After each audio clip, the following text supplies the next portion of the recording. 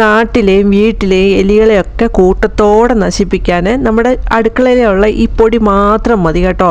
അപ്പോൾ എല്ലാവർക്കും welcome back to tasty curry. ഈ ചാനൽ ആദ്യമായിട്ട് കാണുന്നവരാണെങ്കിൽ സബ്സ്ക്രൈബർ ഓൾ ഓപ്ഷനോട് തന്നെ ചെയ്ത് വെക്കാൻ ഓർമ്മിപ്പിക്കുന്നു. എങ്കിൽ മാത്രമേ പിന്നീടുള്ള വീഡിയോയുടെയൊക്കെ നോട്ടിഫിക്കേഷൻ കിട്ടുള്ളൂ.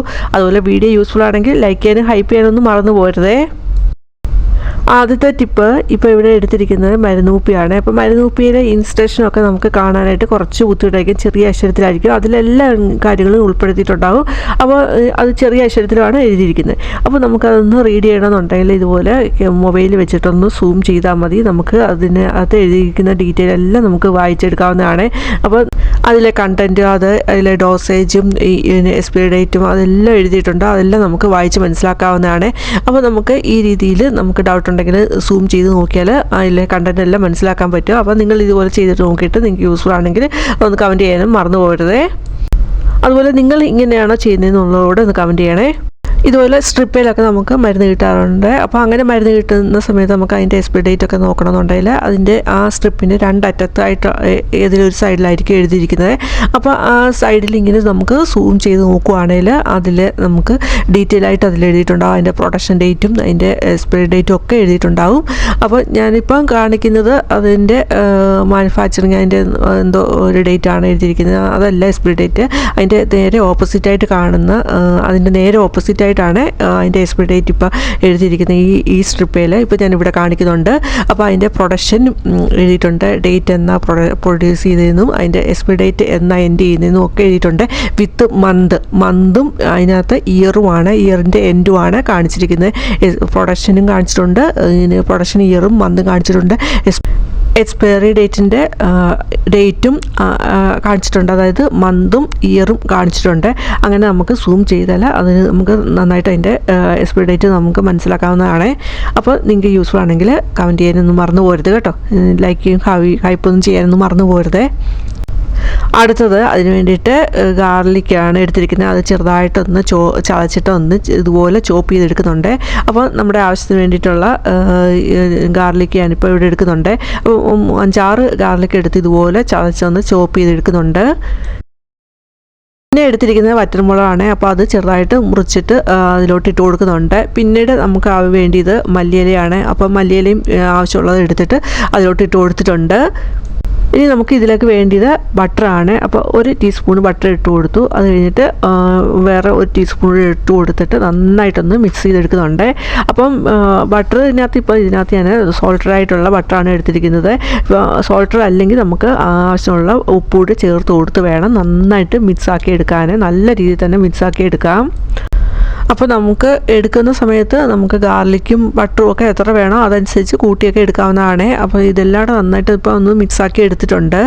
ഇനി നമുക്ക് വേണ്ടിയത് ബ്രെഡാണ് വേണ്ടിയത്. അപ്പം ബ്രെഡ് എടുത്തിട്ടുണ്ട്.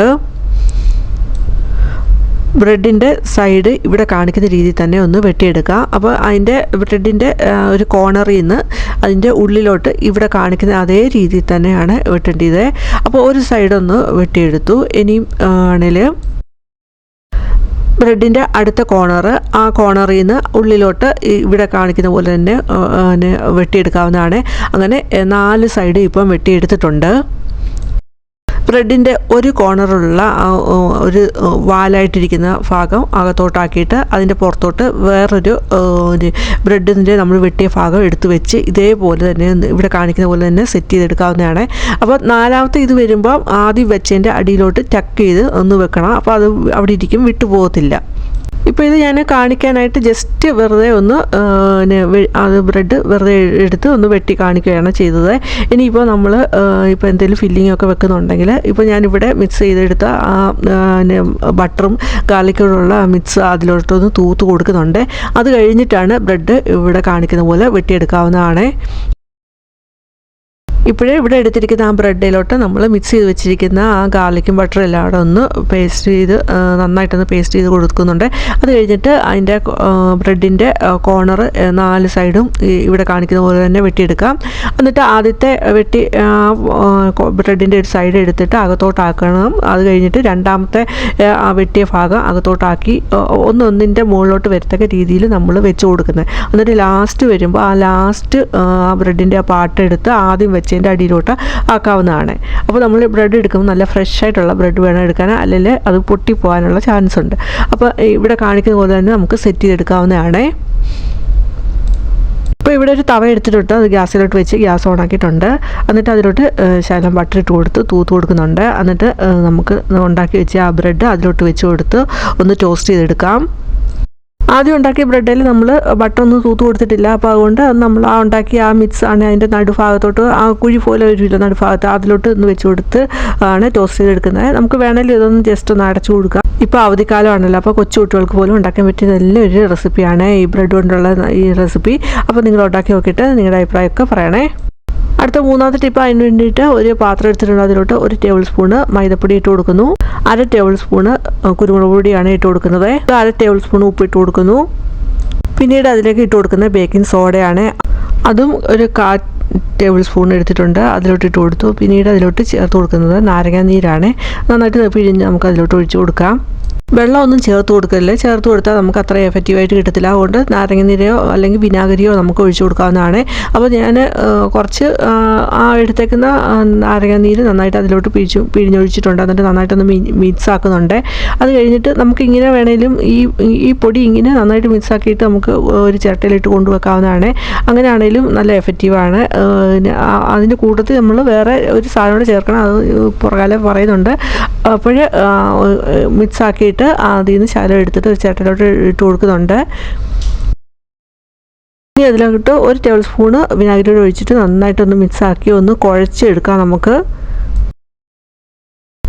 ഇപ്പോൾ ഇവിടെ ഒരു സ്പൂൺ വെച്ചിട്ടാണ് ഞാൻ നന്നായിട്ടൊന്ന് മിക്സാക്കി എടുത്തത്. ഇനി നമ്മൾ കൈകൊണ്ടാണ് കുഴയ്ക്കുന്നതെങ്കിൽ നമ്മൾ ഗ്ലൗസ് ഒക്കെ ഇട്ടിട്ട് വേണം ഇത് നന്നായിട്ട് കുഴയ്ക്കാൻ.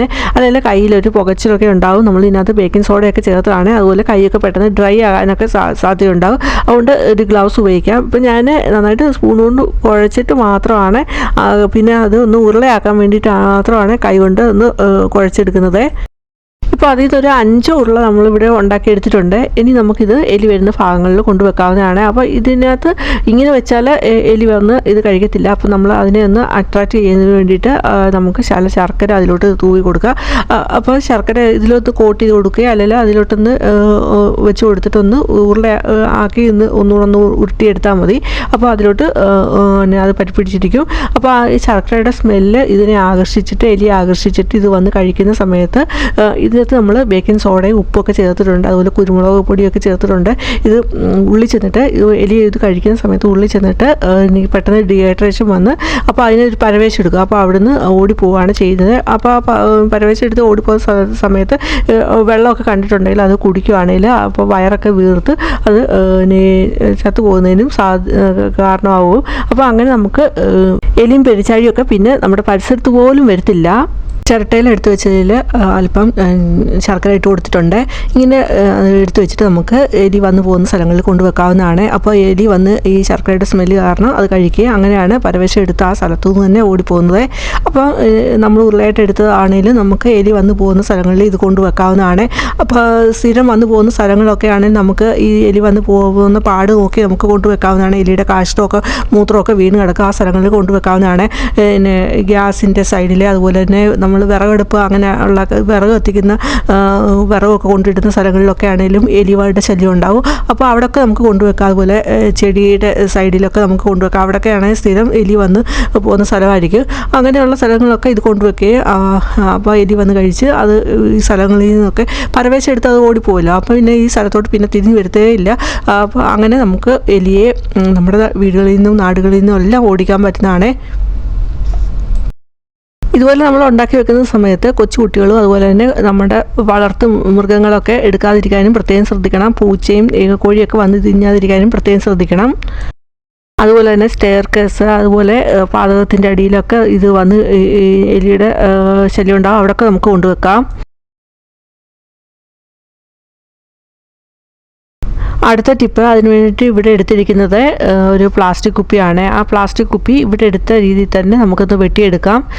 അപ്പോൾ അതിൻ്റെ നടുഭാഗം കുറച്ച് പോർഷൻ ഞാൻ വെട്ടി മാറ്റിയിട്ടുണ്ട്. പിന്നെ ഒരു ചെറിയൊരു പോർഷൻ മാത്രമാണ് ആ കുപ്പിയിൽ നിർത്തിയിരിക്കുന്നത്. പിന്നെ ആണെങ്കിൽ അതിൻ്റെ അടപ്പാണെങ്കിൽ ഇത് നടുക്കൊരു ഹോൾ ഉണ്ടാക്കി എടുത്തിട്ടുണ്ട്. ഈ രീതിയിൽ നമുക്കെല്ലാം ചെയ്തെടുക്കാവുന്നതാണ്. ഭിത്തിയിൽ ഒരു ആണിയുണ്ട്. അപ്പോൾ ആണിയിലോട്ട് നമ്മുടെ ആ കുപ്പിയുടെ മിഡിൽ ഭാഗം ഹോൾ ഇട്ടിട്ടുണ്ടല്ലോ, അതൊന്ന് പ്രസ് ചെയ്ത് കൊടുക്കുമ്പോൾ അവിടെ നന്നായിട്ടിരിക്കും. അത് കഴിഞ്ഞിട്ട് ആ കുപ്പിയാണെങ്കിൽ അന്ന് ഇവിടെ കാണിക്കുന്ന പോലെ ഒന്ന് ഇട്ട് കൊടുക്കുക.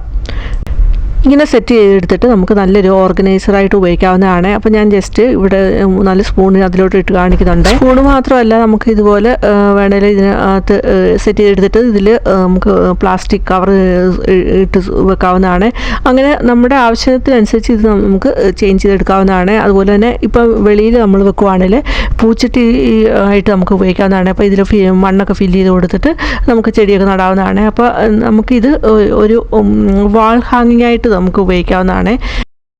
വെർട്ടിക്കൽ ഗാർഡനൊക്കെ നമ്മൾ സെറ്റ് ചെയ്തെടുക്കത്തില്ലേ, അതേപോലെ നമുക്ക് ഇത് നമുക്ക് കുപ്പി ഇങ്ങനെ സെറ്റ് ചെയ്തെടുക്കാവുന്നതാണ്. അതുപോലെ തന്നെ നമ്മൾ നല്ലതായിട്ട് മതിലൊക്കെ ഉണ്ടാക്കി വെക്കുക, എന്നിട്ട് അതിൽ ഇരുമ്പിൻ്റെ കമ്പിയൊക്കെ ഇങ്ങനെ നമ്മൾ വെക്കാറുണ്ട്. അപ്പോൾ അതിലാണെങ്കിൽ ഞാനിവിടെ കാണിക്കുന്ന പോലെ സെറ്റ് ചെയ്തെടുക്കുകയാണെങ്കിൽ നല്ല പൂച്ചട്ടി നമുക്ക് സെറ്റ് ചെയ്തെടുക്കാവുന്നതാണ്. ഇപ്പം മതിലേൽ നമ്മൾ ഈ പിടി പോലെ നമ്മൾ ഇരുമ്പിൻ്റെ കമ്പി ഉണ്ടാക്കി വെച്ചിട്ടുണ്ടാവും. അതിൽ സെറ്റ് ചെയ്യാനാണെങ്കിൽ നമ്മൾ ഇപ്പോൾ എടുത്തിരിക്കുന്ന ആ കുപ്പിയിൽ ഒരു എക്സ്ട്രാ ഹോൾ കൂടി ഇട്ട് വെക്കണം. ഇവിടെ നിങ്ങൾ കാണുമ്പോൾ നിങ്ങൾക്ക് മനസ്സിലാവും, അവിടെ ഒരു ഹോള് ഇട്ടിട്ട് വേണം. ആ ഹോളിൽ കൂടെ ആണ് കുപ്പി തിരിച്ച് ഉള്ളിലോട്ട് കയറ്റിയിട്ട് അതിൻ്റെ ക്യാപ്പ് ഇട്ട് ടൈറ്റാക്കി അവിടെ നിർത്തുന്നത്.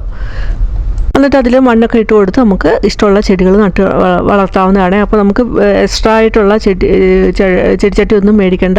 ഇതുപോലെ നമ്മൾ വലിച്ചെറിയുന്ന പ്ലാസ്റ്റിക് ഉപയോഗിച്ച് നമുക്ക് നല്ലൊരു ബ്യൂട്ടിഫുൾ ഗാർഡൻ സെറ്റ് ചെയ്തെടുക്കാവുന്നതാണ്.